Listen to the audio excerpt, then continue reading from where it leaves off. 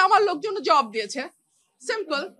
আজকে ব্রাহ্মণবাড়িয়া 2 এবং 3 আসনের সীমানা নির্ধারণ নিয়ে একটা গণশুনানি ছিল।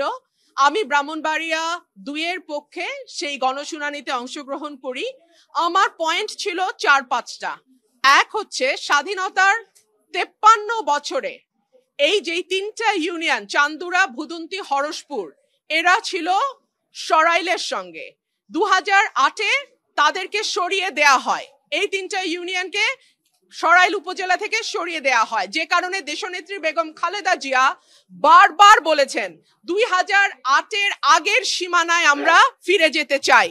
বিএনপির দাবি ছিল 2008-এর আগের সীমানায় ফিরে যাওয়া। এবং আমি আমার প্রথম আর্গুমেন্ট দিয়েছি যে যেহেতু দেশনেত্রী বেগম খালেদা জিয়া সব সময় বলেছেন যে 2008-এর আগের সীমানায় আমরা বিএনপি ফিরতে চাই, আমিও মনে করি 2008-এর আগে যে সীমানা ছিল সেইখানেই আমাদেরকে এখন ফিরে যাওয়া উচিত।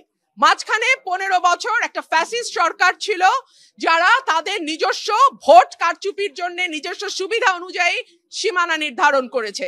সেই সীমানা আমরা মানি না। সেজন্য আমরা বলেছি 2008-এর আগের যে সীমানা, যেটা দেশনেত্রী বেগম খালেদা জিয়ার ইচ্ছা ছিল, সেখানে যাওয়া হোক।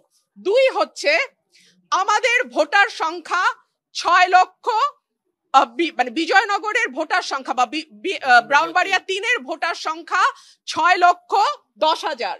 আর আমাদের যেটা সরাইল আশুগঞ্জ, সেখানে ভোটার সংখ্যা 4,20,000-এর মতো।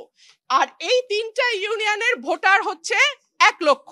এই 1 লক্ষ যদি সরাইলের সঙ্গেও যুক্ত হয়, তারপরেও দেখা যাবে যে সদরের সঙ্গে বা বিজয়নগরের সঙ্গে সরাইলের ভোটার পার্থক্য অলমোস্ট 2 লাখ থেকে যায়। সো এত বড় একটা আসন সদর বা বিজয়নগর, সেই আসনটা অযৌক্তিক। বরং